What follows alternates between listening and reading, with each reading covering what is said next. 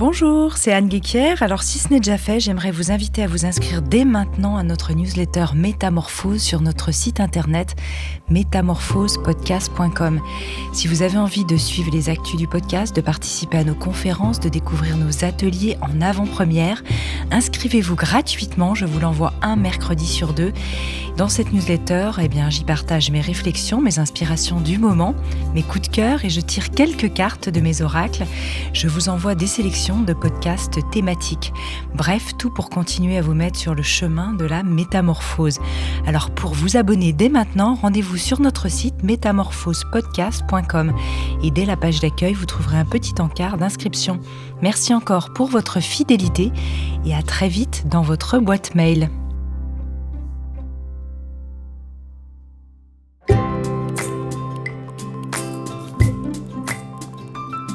Bonjour et bienvenue dans Graines de Métamorphose, le programme à destination de la nouvelle génération pour faire germer les consciences. Aujourd'hui, Alexandre Dana accueille une personnalité inspirante qui vous donnera les clés pour grandir en bienveillance et en conscience. Graines de Métamorphose, le podcast qui fait germer la conscience.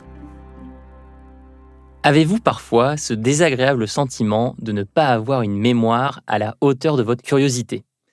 Alors, apprendre une nouvelle langue, se perfectionner sur un sujet de santé, se former à la création d'une entreprise ou découvrir comment créer son premier potager, on a toujours une excellente raison d'être curieux, mais malheureusement, l'apprentissage, c'est souvent un compagnon difficile.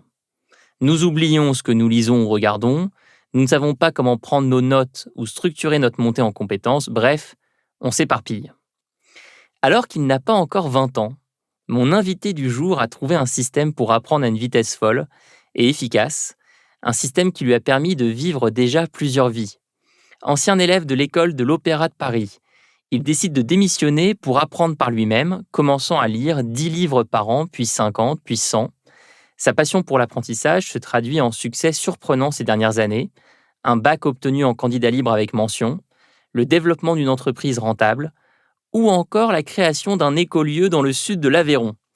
Son premier livre, intitulé « Arrêtez d'oublier ce que vous lisez » et publié aux éditions Erol, synthétise son système pour tout apprendre. Il nous raconte ça aujourd'hui. Bienvenue Elliot Meunier. Salut Alex, merci pour cette intro. Alors comment tu vas aujourd'hui Elliot ? Je vais super bien, super sympa ce petit studio. Ma première question, elle porte sur ton amour pour la curiosité. J'ai l'impression que tu as fait de ta curiosité un mode de vie, un principe fondamental. Est-ce que je me trompe ? Non, t'as raison, c'est vrai. Pendant longtemps, je me suis présenté comme ça sur mon blog, en disant j'ai décidé de faire la curiosité mon mode de vie. Et tu as toujours été curieux, même dès ton plus jeune âge ? Je dirais que oui. Ouais, j'ai toujours eu cet élan pour comprendre comment les choses marchent. Tu te rappelles du premier sujet pour lequel tu t'es passionné ? Je pense que c'était l'impression 3D.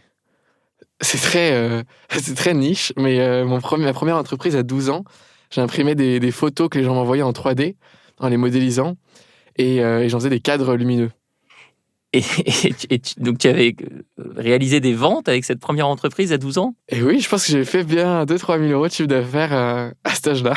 Avec l'impression 3D. Oui. Tu viens d'une famille où les gens adorent apprendre. Est-ce que ça vient aussi de ton contexte familial ? Pas vraiment, je pense que justement, c'est peut-être pour ça que j'ai voulu apprendre. C'est Je pense que je me reconnaissais pas dans les schémas qu'on me proposait. On me proposait d'aller à la Polytechnique, de faire des grandes études, etc. Tout le monde dans ma famille avait fait ça. Moi, j'ai très rapidement compris que c'était quelque chose qui me paraissait fou, quoi. Que tout le monde accepte des contraintes qui viennent de l'extérieur, d'une société qui nous dicte de quoi faire, alors finalement, on est juste là pour vivre, que la vie est magique et tout. Et donc, du coup, comme je me reconnaissais pas dans aucun des modèles qu'on me proposait, je me suis dit, je vais essayer de designer ma propre vie, mon propre mode de vie, quoi. Et donc, j'ai commencé à me renseigner sur plein de sujets, à commencer par l'entrepreneuriat, puis la création de contenu, la danse, plein de trucs. Donc, l'apprentissage et la curiosité, ça a aussi été synonyme de liberté pour toi. Ah, complètement, ça a été l'émancipation, ouais. Moi, je suis super reconnaissant d'être né à cette époque-là où on a accès à toute la connaissance du monde gratuite, quoi. Alors, toi, tu es encore très jeune, mais autour de nous, on voit souvent des personnes qui ont l'impression de perdre, en grandissant, leur curiosité. Elles n'arrivent plus à apprendre ou elles n'ont plus l'envie d'apprendre. comment est-ce qu'on peut limiter ce phénomène? Comment est-ce qu'on peut garder intacte la flamme de la curiosité, même à un âge très avancé? Oh, c'est une bonne question.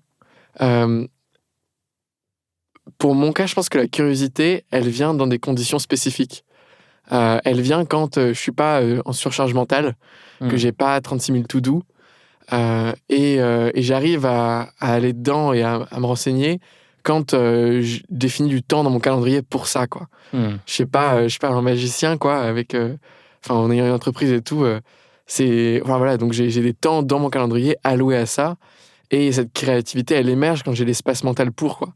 Donc comment faire pour essayer de s'y connecter plus, quoi. Je pense que c'est vraiment être intentionnel à propos de sa stratégie d'acquisition des connaissances, être intentionnel à propos de ce que tu lis, consommes, etc. Et on va y venir, mais en t'entendant, tu me rappelles l'habitude de Bill Gates, le fondateur de Microsoft, qui dédiait des semaines entières à sa pensée. Il appelait ça en anglais les Think Week, et il partait pendant une semaine avec uniquement des livres, pas d'ordinateur, pas de téléphone, dans une cabane au fin fond de la forêt pour lire et apprendre. Alors avant qu'on rentre sur ton système d'apprentissage, est-ce que tu peux nous parler quand même une minute de ce moment assez décisif où tu quittes tes études à l'Opéra de Paris? Qu'est-ce qui t'a poussé à ce choix? Et est-ce que ça a été un déclic supplémentaire dans ton amour de l'apprentissage? Oh, c'est une super question. Alors moi, j'ai quitté l'Opéra de Paris quand j'avais 14 ans, donc j'étais très jeune. Et je l'ai quitté parce que j'étais pas aligné avec la manière dont les professeurs enseignaient dans cette école. C'est-à-dire que pour eux, la danse, en tout cas le professeur que j'avais, c'était un enchaînement de formes. Et le but de l'enseignement de la danse, c'était de se rapprocher de la forme parfaite. On sait à quoi ressemble un dégagé à la seconde parfait. Lui, son rôle, ça va être de corriger par l'extérieur ta forme. Donc il va te dire la jambe plus haut, le pied plus tendu, plus de sourire. Il va te donner plein de contraintes comme ça. Toi, tu vas avoir toutes ces contraintes qui vont arriver dans tes données et tu vas essayer de faire au mieux, quoi, pour respecter ça. Sauf que quand tu corriges ton mouvement par l'extérieur et que tu essaies uniquement de faire de la forme, tu arrives dans une danse qui est en fait de la gymnastique. Tu arrives dans une danse où quand tu regardes les élèves de l'Opéra de Paris, ils sont figés, ils sourient pas, ils sont pas en train d'incarner le mouvement, pas en train de ressentir, de transmettre, d'interpréter. Non, c'est de l'exécution pure. Et en plus, c'est enseigné avec de la discipline, de la violence, etc. Donc du coup, moi, j'étais là, en lisant en parallèle des choses sur la technique Alexander, sur l'anatomie, en me formant avec d'autres profs, en me rendant compte que ça n'allait pas du tout, cet enseignement, que c'est pas possible qu'il y ait 30% des élèves à l'Opéra de Paris qui sont blessés en permanence. C'est peut-être un des milieux dans lequel il y a le plus de blessures, quoi. Certainement. C'est pas possible d'enseigner comme ça. Et donc, je suis parti et j'ai entamé une nouvelle approche, plus autodidacte, du coup, parce que j'ai composé mon propre planning avec des professeurs qui me convenaient. Et j'ai lu de plus en plus sur l'anatomie fonctionnelle du mouvement, la technique Alexander, des dizaines de livres et de lectures comme ça, quoi. Donc effectivement, reprendre c'est aussi ça la liberté, quoi, le pouvoir de reprendre le contrôle sur comment tu veux apprendre les choses, etc., quoi. Donc c'est là que tu as construit pour la première fois ton système de gestion de connaissances autour de la danse. Ben, je dirais que ouais, il est parti à peu près à ce moment-là, ouais. Parce que ouais, j'avais un blog aussi sur la danse à ce moment-là, donc j'avais beaucoup de connaissances à gérer. De ton expérience, toi qui as formé des milliers de personnes sur le sujet de l'apprentissage, quels sont les blocages les plus fréquents? Qu'est-ce qui nous empêche d'apprendre efficacement? La première chose, c'est que les gens se leurrent. C'est-à-dire qu'ils vont se dire, je vais apprendre simplement en lisant un livre, en se disant, je vais retenir, ça va m'apporter des choses. Alors qu'en réalité, il y a un fait, c'est que la plupart des études en neurosciences l'ont montré, si tu prends pas de notes sur un livre, au bout de 6 mois, tu t'en souviendras à peine de 10% de ce que tu as lu, ce sera pas frais dans ta mémoire, tu n'arriveras pas à t'en servir. Donc oui, prendre des notes, ça prend un peu de temps, mais ne pas en prendre, c'est perdre son temps. Donc ça, c'est la première vérité. Il faut être conscient que simplement lire une information, ça va pas te permettre de l'apprendre. Ça, c'est le premier truc. Est-ce que tu es également inquiet de cette fameuse crise de l'attention dont on parle de plus en plus? Les technologies sont très intrusives, l'alimentation est très sucrée et donc excitante, le temps moyen de sommeil en France et en Occident baisse. C'est autant de facteurs qui peuvent limiter notre attention. Et donc, potentiellement, attaquer notre capacité à apprendre. Est-ce que toi aussi, tu constates cette crise de l'attention ? Oui, complètement. En plus, étant en contact de gens assez jeunes, vers les 20 ans, je vois qu'ils ne sont pas capables de lire un livre, physiologiquement, quoi.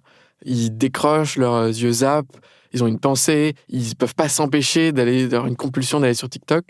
Donc, c'est inquiétant, oui. Et d'un autre côté, c'est pas irréversible, je pense, du tout, quoi. En fait, c'est relativement simple, en fait, de casser une addiction aux réseaux sociaux, à son téléphone, se redesigner une vie, quoi. En l'espace de 3 mois, à peine, c'est fait.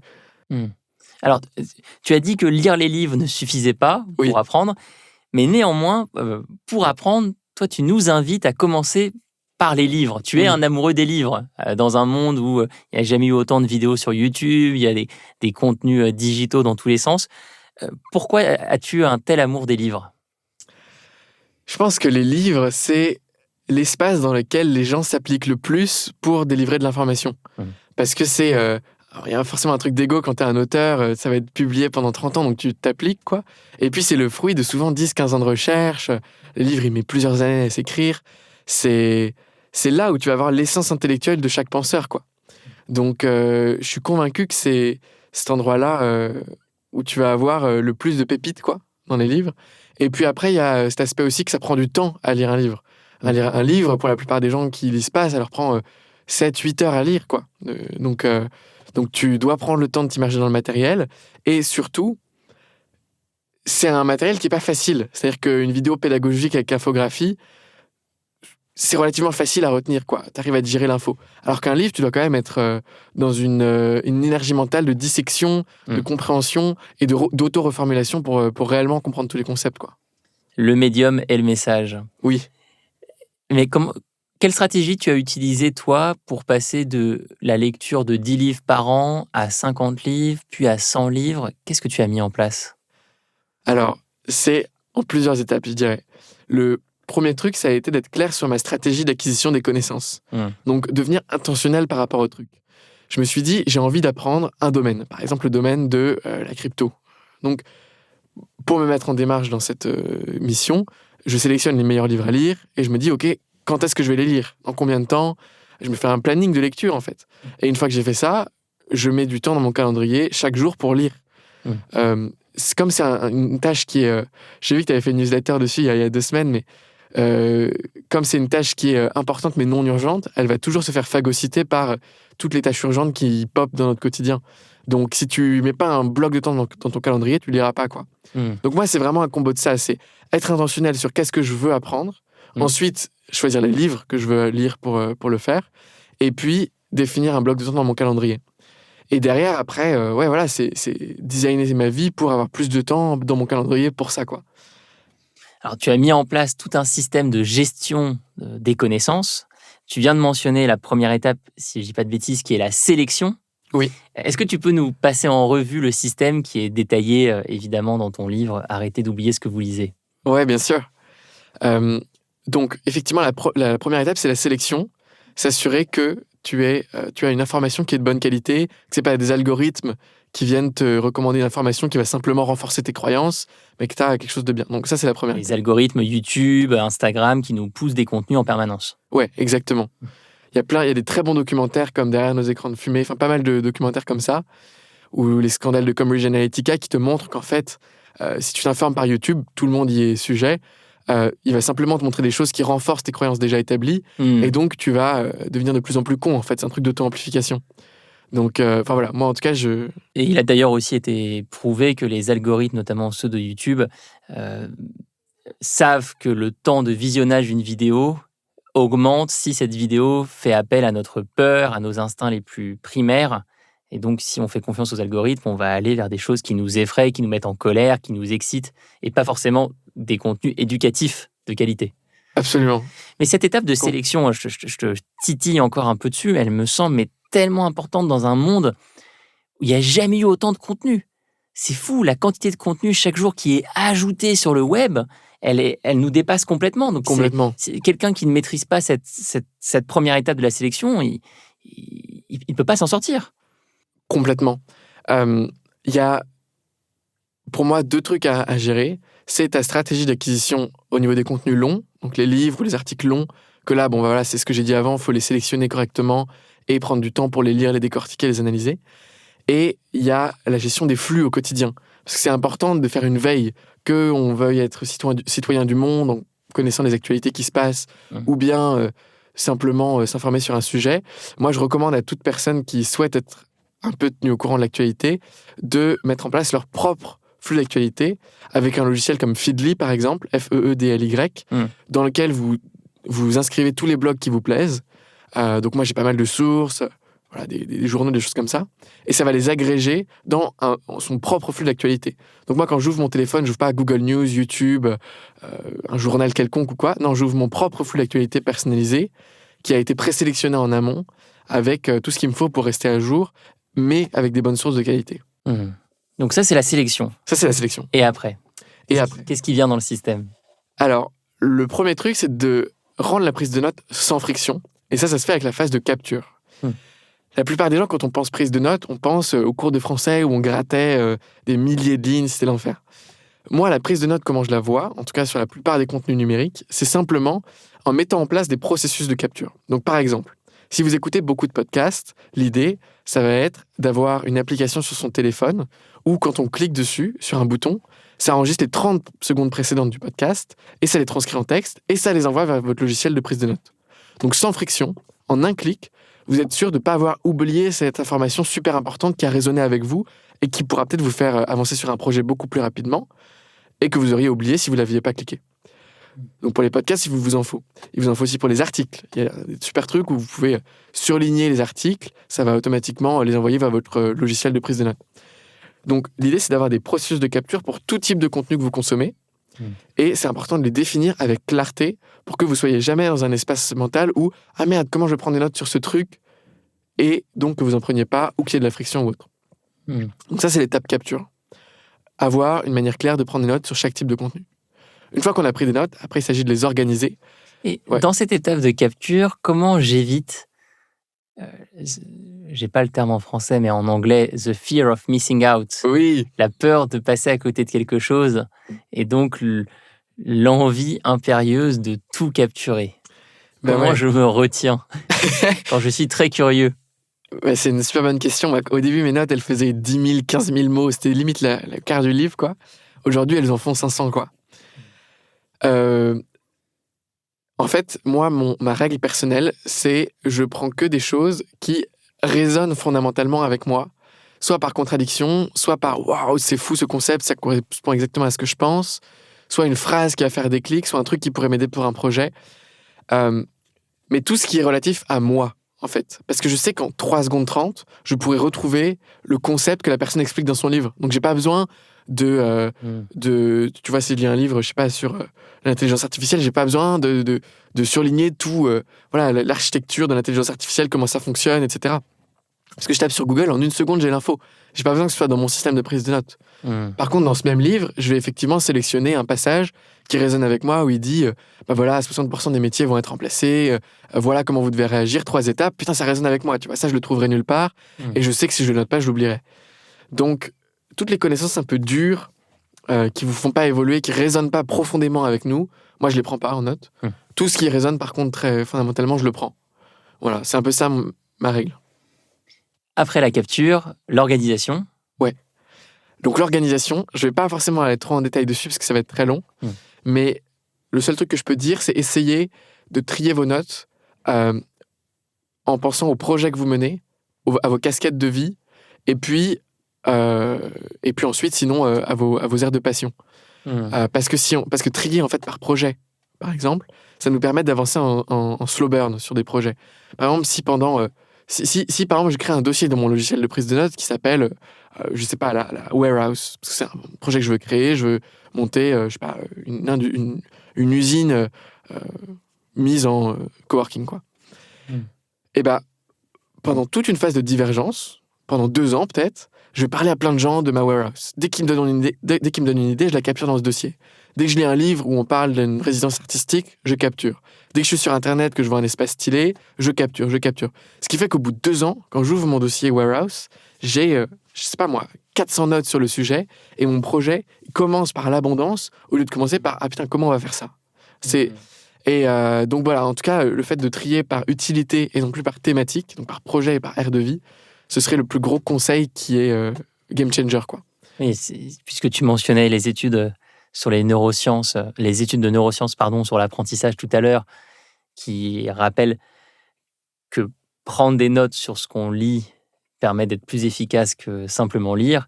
Les mêmes études nous invitent aussi à ensuite incarner, mettre en application nos apprentissages. Et je trouve que ta manière d'organisation des connaissances par projet nous pousse à mettre dans le réel ce qu'on a appris et donc à avoir une capacité d'apprentissage beaucoup plus forte. Alors après l'organisation, qu'est-ce qui reste dans ton système de gestion de connaissances ? Eh bien, il reste la partie qui pour moi, ou les deux parties qui pour moi sont les plus intéressantes, qui sont la déconstruction et l'émergence. Je favorise une manière de prendre des notes qui est la prise de notes orientée concept. La plupart des gens, quand ils prennent des notes sur un livre, ce qu'ils vont faire, c'est qu'ils vont ouvrir un document Google Docs, par exemple, sur un livre. Ils vont commencer à mettre toutes leurs citations, toutes leurs impressions sur ce livre dans un même document. Ce document, à la fin, il fera 15 000 mots. Il y aura toutes leurs impressions, tout mélangé. Et derrière, ils vont le ranger dans le dossier lecture sur la permaculture. Et ils le reliront jamais. Et quand bien même ils voudraient le relire, ils savent plus exactement ce qu'il y a dans cette note. Donc ils savent pas comment accéder à l'info.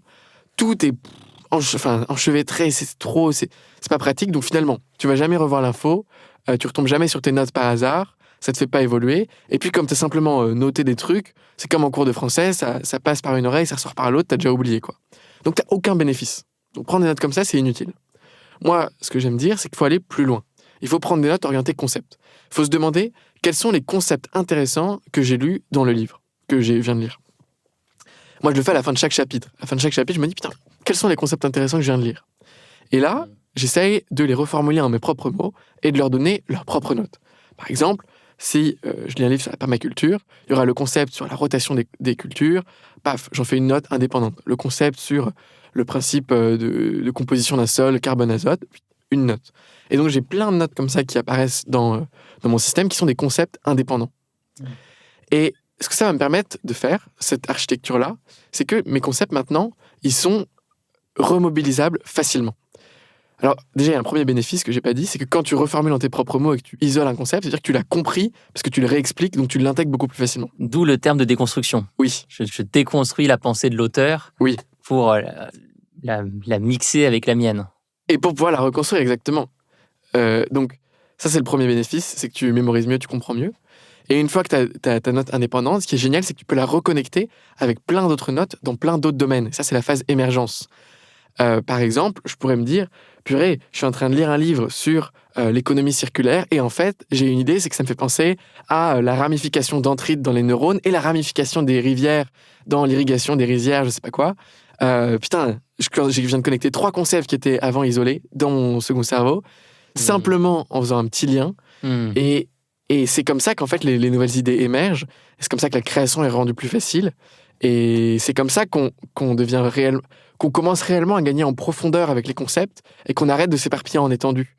Moi, tous les gens que je rencontre aujourd'hui, à qui je parle, qui lisent des livres, des choses comme ça, je m'aperçois qu'ils sont assez larges en étendue de connaissances. Ils ont entendu pas mal de choses, mais ils maîtrisent rien. Et ils maîtrisent encore moins les concepts sous-jacents, les études, les prémices, tout ça. Ce qui fait qu'en fait, tu peux pas avoir une bonne réflexion. T'es jamais un bon intellectuel. Tu peux être gagnant à qui veut être pour un question pour un champion. Ouais. Qui veut être mon associé. Peut-être aussi. Oui, voilà. Voilà. Mais c'est pas du vrai apprentissage. Et moi, je suis pour essayer de commencer à gagner en profondeur avec les connaissances. Moins de connaissances, mais des connaissances plus profondément intégrées, plus profondément connectées au reste de sa pensée, qui vont réellement nous servir pour gagner en sharpness of thinking, en aiguiser sa pensée. Et tu pourrais nous sortir un jeu de société, Elliot. Quand je t'entends, tu pourrais réinventer le jeu de société de culture générale à la méthode « Arrêtez d'oublier ce que vous lisez ». Alors, tu as mentionné déjà quelques outils, notamment cet outil Feedly qui permet de se créer son flux de connaissances personnalisé. Est-ce que tu recommandes d'autres outils qui vont être utiles dans la création, le développement, l'entretien de ce système de gestion de connaissances ? Oui, bien sûr. Déjà, le principal qui est le logiciel de prise de notes. Moi, je pense que pour la plupart des gens, un logiciel très simple comme Apple Note ou Evernote suffit amplement pour commencer. Et tu recommandes des outils digitaux uniquement ou est-ce que la prise de notes sur carnet, elle est envisageable ultra pertinent même. Il y a un super livre que j'avais lu, je ne me rappelle plus exactement comment il s'appelle, mais c'est l'histoire d'une chorégraphe qui avait un processus créatif où, à chaque fois qu'elle avait un nouveau projet de chorégraphie, elle ouvrait une boîte physique. Une boîte. Elle mettait le nom de son projet, Eureka, dessus. Et ensuite, ce qu'elle faisait, c'est que dès qu'elle se baladait dans une rue, etc., qu'elle voyait un truc qui la faisait kiffer, soit elle prenait une photographie analogique et elle l'imprimait derrière pour la mettre dans sa boîte, soit elle prenait, si c'était une pomme de pain, la pomme de pain, elle la ramenait. Les discussions, elle les écrivait sur des petites cartes. Et pareil, elle les mettait dans sa boîte portable. Quand elle rentrait chez elle, elle foutait tout dans sa boîte. Et elle avait des vingtaines de boîtes comme ça. Elle avait une pièce remplie de boîtes. Et dès qu'elle commençait son processus créatif, en résidence ou autre, elle amenait sa boîte, elle l'ouvrait, et elle disait, bon voilà, ma créativité divergente s'est fait inspirer par ces éléments, on va essayer de danser à partir de ça. Bref, tout ça pour dire que c'est un truc qui se transpose complètement à la fois dans un carnet, mais surtout dans une architecture analogique, avec des boîtes à chaussures, des choses comme ça. Ok. Et alors, dans les outils digitaux, tu mentionnais Evernote, Apple Note, est-ce qu'il y a d'autres outils digitaux que tu recommandes ? Ouais. Moi, il y a un principe qui me tient vraiment à cœur, c'est la résilience. C'est-à-dire que je passe tellement de temps dans mon système à prendre des notes, etc., que pour moi, c'est vraiment un investissement dans mon capital intellectuel, si tu veux. Combien de temps tu y passes par jour, par exemple ? Par jour, ça dépend de la phase de vie, vraiment. Mais je dirais, si on fait une moyenne, à l'apprentissage en général, peut-être 2 heures par jour. Mais le truc, en fait, c'est que même je bosse dans mon système. C'est-à-dire que moi, un de mes métiers, c'est de créer du contenu. Donc, créer du contenu, ça veut dire, regarder mes notes, regarder ce qui me fait kiffer à l'intérieur, les mettre dans un plan cohérent. Donc, en fait, je passe un peu ma vie dans mon système, quoi. Mes notes quotidiennes, mes réunions, tout, je prends tout en note dedans. Donc, de la même manière qu'un journaliste passe son temps dans ses articles, un écrivain dans ses manuscrits, tous les métiers autour de la connaissance, évidemment, résonnent très fort avec ce que tu proposes. C'est ça, vraiment. Et même un métier qui implique quand même de mener des projets de front, quoi. Donc avec un minimum de responsabilité et d'amplitude créative. Mais tous ces types de métiers-là bénéficient à 100% d'un système de prise de notes, quoi. Et donc tu disais... les logiciels, la résilience. Les logiciels résilients. Oui. Oui, donc la résilience. Un logiciel comme Evernote, par exemple, ou Apple Note, ils enregistrent les notes dans un format propriétaire, .nx par exemple, qui est ouvrable par aucun autre logiciel, qui, quand tu veux le transcrire dans un autre format, ça marche pas, et c'est stocké sur leur base de données, soumise à une super mauvaise politique de confidentialité et une sauvegarde non suffisante. Ça veut dire que toutes ces heures, tout ton capital intellectuel, tu le confies aux mains de gens qui peuvent littéralement le faire cramer dans leur serveur, et tu rends non exportable toute ta pensée. Donc, moi, je suis contre ces logiciels, en fait, et moi, je cherche des logiciels qui sont open source, qui stockent sur ton ordinateur dans un format universel. Et le meilleur logiciel qui correspond à tous ces critères que j'ai trouvés, ça s'appelle Obsidian. Obsidian. Obsidian. Exactement. Et c'est un super logiciel aussi, parce qu'il y a une vue graphique, et il y a des liens bidirectionnels, pas mal de fonctions. Elliot, est-ce qu'il y a eu des influences littéraires ou des pédagogies qui t'ont inspiré dans la création, le développement de cette pensée autour des systèmes de connaissances ? Ouais, bien sûr. La plus grosse inspiration, c'est une approche qui s'appelle Zettelkasten. Zettelkasten. Waouh, je me serais pas lancé là-dedans, mais bravo. Zettelkasten, exactement, qui a été créé par un sociologue qui s'appelle Niklas Luhmann, qui a publié d'ailleurs des très bons livres de sociologie. Je vous les recommande. C'est un mec vraiment brillant. Et il a créé donc un système de prise de notes qui est en gros basé sur le principe de la prise de notes orientée concept dont je viens de vous parler. Mais lui, à l'époque où il l'a fait, il n'avait pas d'ordinateur et donc il a tout fait dans des boîtes en carton, dans des boîtes à chaussures. Et il avait un système d'index super intéressant où toutes les cartes étaient numérotées 1.49.2 ou des choses comme ça, en fonction des branches de connaissances. Et il arrivait à se repérer comme ça entre toutes ces boîtes, entre ses connaissances. À la fin, il avait, 40 000 cartes dans son système. C'était fou. Tu regardes les photos de son appart, c'est délirant. Et il arrivait du coup à être super prolifique parce que, bon là, j'ai plus les... C'est un super argument marketing, mais je l'ai plus en tête là, mais il a écrit genre 60 livres, 400 articles scientifiques. Oui. Il est connu pour sa sa productivité et la taille de sa production hallucinante. C'est hallucinant, vraiment. Donc lui, ça a été la principale inspiration. Et après, sur une inspiration plutôt philosophique dans ma manière de penser à mon système, il y a eu Ken Wilber qui a été assez influent, ce qui est un philosophe qui a créé l'approche intégrale, qui est une super approche, quoi. Tu peux nous en dire un mot ? Bien sûr. En gros, l'approche intégrale, Ken Wilber, il l'a créée un peu en se disant « Putain, on a accès actuellement à tous les savoirs de l'humanité qui n'ont jamais existé et on n'a aucune carte compréhensive pour tout comprendre. » Par exemple, on voit dans les traditions du bouddhisme des états de conscience, l'état de samadhi, l'état de machin. Pourtant, en Occident, on n'en a pas. Tu vois, dans la chrétienté, etc., on le voit moins. Par contre, on voit apparaître des niveaux de conscience dans la sociologie. Mais c'est quoi la différence entre niveau de conscience et état de conscience ? Est-ce qu'on peut combiner les deux ? Est-ce qu'un état, ça peut être sur la durée ? Est-ce qu'un niveau, c'est seulement temporaire ? Les lignes de développement, on voit apparaître plein d'avancées dans la psychologie occidentale, mais en fait, qui ont l'air d'être déjà transcendées et inclus en Orient. Et lui, le gars, il s'est posé, il a tout repris, et il a dit, je vais créer une approche cohérente pour comprendre le monde. Et il l'a fait. En tout cas, c'est l'approche pour moi la plus inclusive, intégrale, dans le sens où il a transcendé et inclus toutes les autres approches folles que j'ai lues dans son approche à lui. Et c'est brillant. Et si il a écrit des livres après sur comment on se sert de cette approche à l'échelle d'un individu pour progresser dans sa vie. Si on applique tous ses conseils, si on fait tout ce qu'il dit, on devient extraordinaire, quoi. Ken Wilber, un vrai génie, très neuroatypique. Oui. Vous pouvez aussi découvrir son œuvre via ses livres, évidemment, mais d'une autre manière, via l'œuvre de Frédéric Laloux, qui est connu pour son livre best-seller Reinventing Organization sur les organisations opales, et dont la préface a été rédigée par Ken Wilber, et qui en fait adapte la théorie wilberienne au monde du travail, en expliquant qu'il y a différents niveaux dans les organisations, dans les entreprises. Entreprise rouge, orange, vert. Absolument. Mais alors, j'apporte une précision, c'est pas Ken Wilber qui a créé la spirale dynamique. Oui. Il l'a transcendé et inclus dans son travail, mais à la base, c'est 2 chercheurs en sociologie et ça reste un truc sociologique. Ken Wilber, il l'a un peu déformé, j'avoue. Très juste. Et on peut trouver, pour les plus curieux, sur ta chaîne YouTube, si je ne dis pas de bêtises, une série de vidéos sur la pensée de Ken Wilber. Absolument. Magnifique. Alors maintenant, après avoir formé tous ces milliers de personnes sur le sujet de l'apprentissage, quels bénéfices as-tu observé dans la vie, dans les projets des personnes qui passent aux notes permanentes ?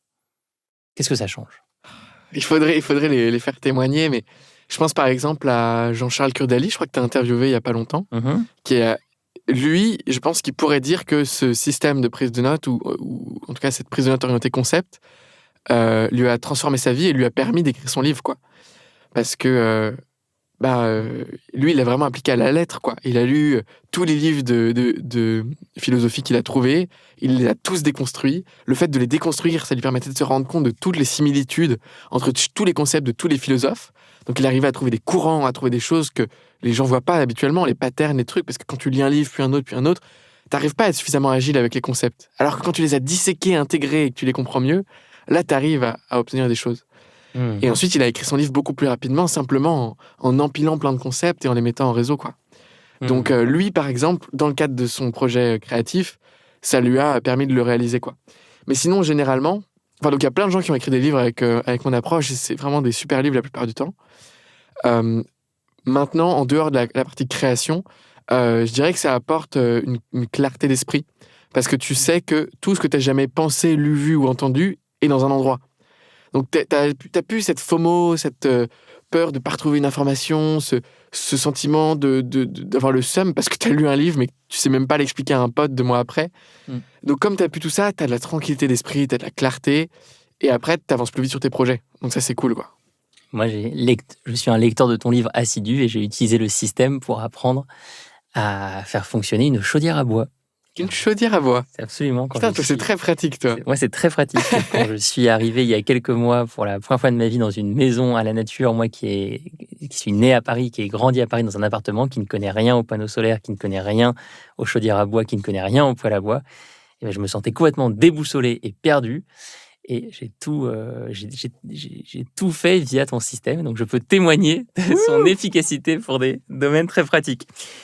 Est-ce que tu peux nous expliquer une technique que j'ai particulièrement aimé la technique du plan avec une carte mentale. Tu en parles dans le livre. C'est une technique qui est utile quand voilà, on se met à apprendre quelque chose de nouveau. On vient de découvrir un instrument de musique. On veut s'y mettre. Et là, toi, tu nous dis, attention, pas tout de suite, un petit temps de recul. Commence par faire un plan et une carte mentale. Est-ce que tu peux nous en dire un mot? Ouais, absolument. Moi, j'ai toujours été autodidacte. Et donc, quand tu veux rentrer dans un sujet pour le comprendre, pour moi, la première étape, avant de commencer à lire quel que soit le livre, c'est d'avoir une vue globale du sujet, de cartographier l'étendue d'un sujet. De comprendre. Par exemple, moi, j'ai appris la biologie. J'ai lu un livre de 1600 pages, le livre de licence de biologie, les énormes pavés, là. J'ai tout mémorisé et tout par cœur. Je sais pas pourquoi j'ai fait ça, c'était une pure perte de temps. En tout cas, je l'ai fait. Et la première étape que j'ai faite pour comprendre ce domaine, c'est de prendre le sommaire de ce livre et de le mettre sous forme carte mentale. Et ça m'a permis de comprendre énormément de choses. Je me suis rendu compte, par exemple, que dans le domaine de la biologie, tu avais différentes échelles. Tu as la biologie moléculaire, cellulaire, la biologie des organismes, etc. Donc déjà, je comprenais que c'était une question d'échelle et que les outils étaient différents dans chaque échelle. Une fois que j'avais compris ça, j'ai aussi compris c'était quoi, je sais pas, l'étendue du... Enfin, voilà, j'ai compris plein de trucs, quoi, sur l'architecture du domaine. Et ensuite, ça m'a permis d'être beaucoup plus agile, dans le sens où j'arrivais à savoir, putain, cette micro-détail que je suis en train d'apprendre sur le fonctionnement de l'ATP, en fait, ça me sert parce que c'est dans la branche biologie moléculaire qui va me permettre de comprendre comment ça marche à l'échelle d'une cellule, qui va me permettre de comprendre comment une cellule produit de l'énergie pour que l'organisme fonctionne. Enfin, et donc, je sais pas si je suis un peu divagué, pas forcément les bons exemples, mais si vous voulez apprendre un sujet en autodidacte, je vous assure que tout ce découragement du début, ce truc de que ça a insurmontable, etc., tout ça, c'est balayé du dos de la main grâce au fait de faire la carte mentale. Parce que la carte mentale nous permet de savoir quelles sont les étapes d'apprentissage, de comprendre que ce premier palier est essentiel pour comprendre le palier 2 qui, lui, nous amènera au palier 3 et au palier 4. Absolument. Mais quelles sont les erreurs maintenant les plus courantes qu'on peut commettre quand on se lance dans ce défi de créer un système de gestion de connaissances? On a parlé d'une erreur peut-être déjà qui était l'envie de tout capturer, de tout sélectionner. Est-ce qu'il y a d'autres erreurs classiques que tu observes? L'erreur la plus classique, en fait, c'est une erreur de découragement, quoi. Il y a beaucoup de gens qui commencent à mettre en place ma méthode, qui arrêtent parce que leur vie change, que leur phase de vie se modifie, et ils y reviennent pas, quoi, ou ils reviennent longtemps après. Moi, je pense que généralement, c'est parce que les gens, ils essayent d'apprendre plus, etc., pour une question un peu, je sais pas, d'ego, de moi, je veux être intelligent, ou un truc un peu comme ça, quoi. Mais c'est pas lié à leur projet, c'est pas lié à un enjeu personnel, c'est pas lié à une motivation personnelle, tu vois. Comme toi, tu pourrais apprendre l'anatomie pour progresser au trapèze, bam, tu vois, c'est très, très concret, enfin, au sangle, plutôt. Si c'est pas lié à un de tes projets, quoi, tu te décourages, t'y vas pas, quoi. Donc moi, je pense que ça doit toujours partir d'une motivation personnelle pour un projet personnel que t'as, quoi. Moi, tout ce que j'apprends, c'est en lien avec un truc que je fais, quoi. Tout est stratégique dans ma vie, calculé. C'est faux. Non, mais ça nous libère aussi des injonctions à lire certains livres. Internet regorge de listes des livres essentiels à lire sur le développement personnel, par exemple. Et toi, tu nous invites plutôt à créer nos listes d'apprentissage les plus personnalisées possibles. Parce que sinon, comme tu le dis, le risque, c'est qu'on se décourage et qu'on n'aille pas au bout. Absolument. Je ne peux pas te laisser, Elliot, sans parler, te laisser partir sans parler d'intelligence artificielle. Alors, comment est-ce que tu vois l'arrivée de l'intelligence artificielle? Est-ce que c'est un allié pour apprendre plus efficacement? Est-ce qu'au contraire, ça va remplacer nos cerveaux? C'est une question vaste et large. Alors, sur le sujet de l'apprentissage, j'ai l'impression que ne dépendre que de l'intelligence artificielle et se dire, puisque je peux apprendre n'importe quoi grâce à elle, c'est bon, quoi, j'ai plus besoin de lire de livres et tout, ce serait la plus grande erreur qu'on puisse commettre. Parce que l'intelligence artificielle te permet d'avoir de la surface, mais pas de la profondeur. Encore récemment, moi, je me suis fait avoir, j'ai voulu apprendre, en tout cas, aller plus en profondeur avec des approches comme l'IFS, des approches de thérapie comme ça. Qu'est-ce que l'IFS? L'IFS, c'est Internal Family System, c'est l'idée de voir l'être avec des parts de lui, à l'intérieur de lui, et de refaire dialoguer ces parts pour être dans un self, une vie meilleure, quoi. C'est une méthode de thérapie par les parts. C'est génial. Et donc, pour me renseigner là-dessus, je suis d'abord allé sur ChatGPT, j'ai passé, je sais pas, 3 heures avec lui, qui aurait été en fait le temps pour moi de lire la moitié ou un peu plus du livre, quoi. Je pensais avoir tout compris. Après, j'ai lu le livre, je me suis rendu compte que j'avais rien compris, quoi. Vraiment, c'est fou à quel point t'es en surface. C'est sujet à ton interprétation, tu mémorises rien parce que je sais pas, c'est un content, quoi. T'es pas à cet investissement de devoir apprendre. Donc l'apprentissage par ChatGPT, moi, je ne recommande pas. Pourquoi pas le fait justement d'essayer de comprendre un domaine grâce à ChatGPT, lui demander c'est quoi justement, fais-moi la carte mentale de la biologie, là, peut-être c'est utile, quoi. Mais une fois que tu veux creuser, pour moi, il faut aller aux sources, soit aux études, si c'est un domaine scientifique, soit aux livres fondateurs, quoi. Donc, pour l'apprentissage, voilà, sur l'intelligence artificielle, moi, je nuance et je pense que c'est pas pertinent. Je peux partir dans beaucoup de directions. Tu veux que je parle de quoi? De créativité, Oui, alors la créativité, je sais que c'est un des sujets qui est le plus important pour toi. Je sais que dans tes programmes, tu invites vraiment tous tes élèves à apprendre pour incarner leur créativité. Alors, est-ce que ChatGPT, est-ce que l'intelligence artificielle peut nous aider à incarner notre créativité? Ça, c'est... OK. Alors, quelqu'un qui voudrait être créatif ou écrire un article avec l'aide de l'intelligence artificielle de base, tu vois, qui ne connaît pas bien, elle va simplement demander à ChatGPT, écris-moi un article sur tel sujet, ou, je sais pas, donne-moi les références principales, ou fais-moi un plan. On va commencer à travailler avec lui. Le résultat de cet article sera plat et pauvre. Les gens qui ont pu utiliser l'intelligence artificielle s'en rendent compte. Derrière, tu viens un peu plus avancé, tu fais un prompt en lui donnant le ton, les sources, les références, les machins. Pour moi, c'est guère mieux, quoi. Je trouve que c'est ça. C'est des articles, en tout cas, qui m'apportent aucune valeur, quoi. Qui, foncièrement, sont des bons articles SEO qui marchent de manière stratégique pour un business, mais qui sont pas forts. Parce que aujourd'hui, moi, j'ai l'impression que l'information, elle est accessible partout. Qu'on est surbombardé d'informations en permanence. Et ce que les gens cherchent aujourd'hui, c'est plus des informations, c'est des perspectives. C'est l'avis d'un humain par rapport à ses émotions et son expérience de vie sur un sujet. Par exemple, quelqu'un va largement préférer une personne qui lui raconte pourquoi il devrait absolument faire ça, compte tenu de son expérience de vie, etc., qu'un article de blog plat qui lui présente des solutions, quoi. Donc, moi, je suis convaincu que pour arriver à ce niveau-là, pour pouvoir créer des perspectives en tant que créateur, être vraiment créatif, etc., il faut avoir internalisé des concepts soi-même pour pouvoir justement les mettre en réseau, les mettre en relation, évoluer et peut-être utiliser une sorte de créativité cosmique propre aux humains et aussi les concepts qu'on a appris pour les mettre en lien et créer des choses foncièrement nouvelles que l'intelligence artificielle ne pourrait pas créer, quoi. Alors, puisque tu mentionnes la créativité cosmique, je sais qu'en parallèle du temps que tu passes sur ton système de gestion de connaissances, tu pratiques la méditation, tu pratiques la danse, tu es très curieux des thérapies corporelles. Qu'est-ce que tu fais dans ta vie qui nourrit ta curiosité et ta capacité à apprendre, selon toi, de manière originale, surprenante, terriblement différente de ce qu'on a appris à l'école? En réalité, moi, je lis de moins en moins de livres. J'ai de moins en moins de livres parce que j'apprécie les concepts dans le monde des concepts. C'est-à-dire que au bout d'un moment, plus tu lis, plus tu vas au fond de chaque approche, qui essaye de comprendre la réalité, etc., plus tu te rends compte que c'est des concepts qui ne sont que partiels, qui n'ont encapsulé que 0,1% de la réalité, d'une réalité biaisée, etc., et que faut leur donner très peu d'importance, quoi.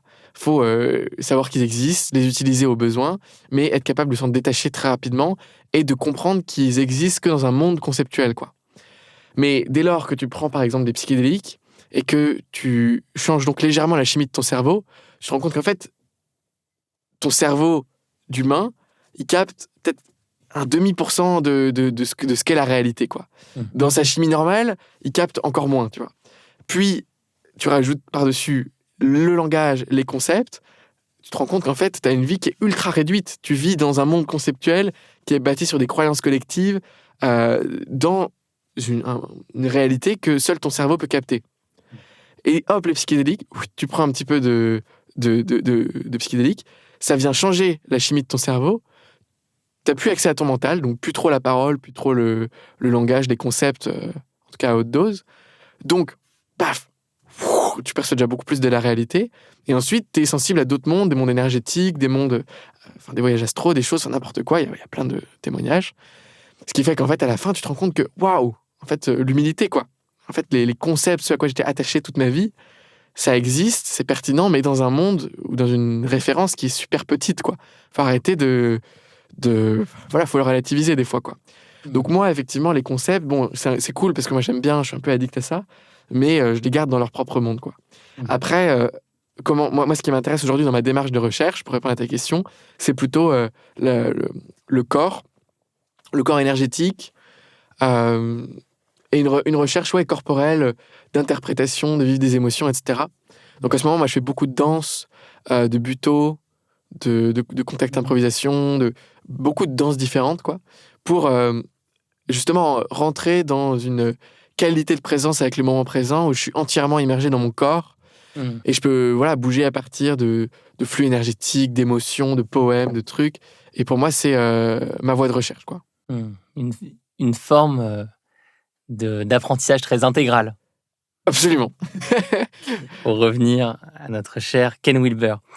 Bon, on pourrait continuer pendant des heures, toi et moi, Elliot, mais 2 dernières questions peut-être pour finir. Comment est-ce que tu gères ton temps entre tes différents sujets d'apprentissage ? On n'en a pas parlé, mais est-ce que c'est possible d'apprendre plusieurs choses en parallèle, en même temps ?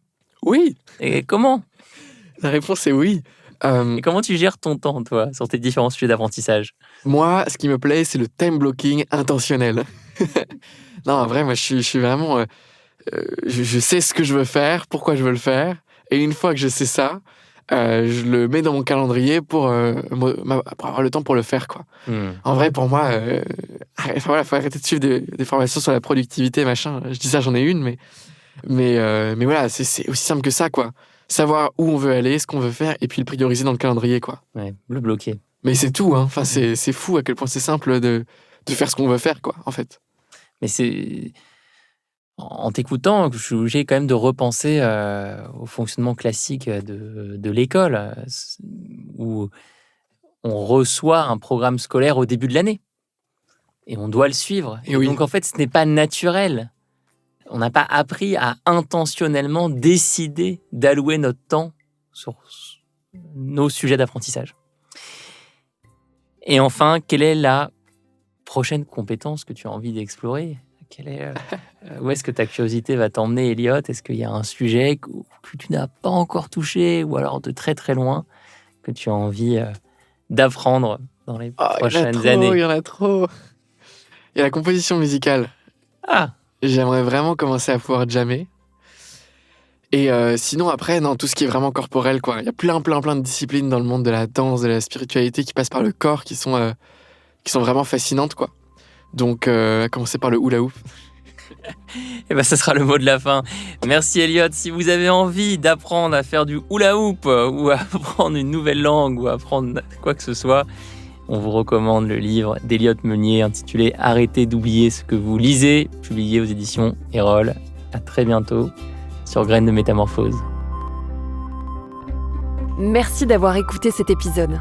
S'il vous a plu, n'hésitez pas à aller vous abonner directement au podcast sur votre plateforme d'écoute préférée. Il vous suffit de taper Graines de Métamorphose dans la barre de recherche pour le retrouver. Vous pouvez aussi nous suivre et découvrir les actualités du podcast sur notre Instagram, Graines de Métamorphose. On se retrouve la semaine prochaine, même jour, même heure, et en attendant, retrouvez Anne et ses invités avec de nouveaux épisodes de Métamorphose, le podcast qui éveille la conscience.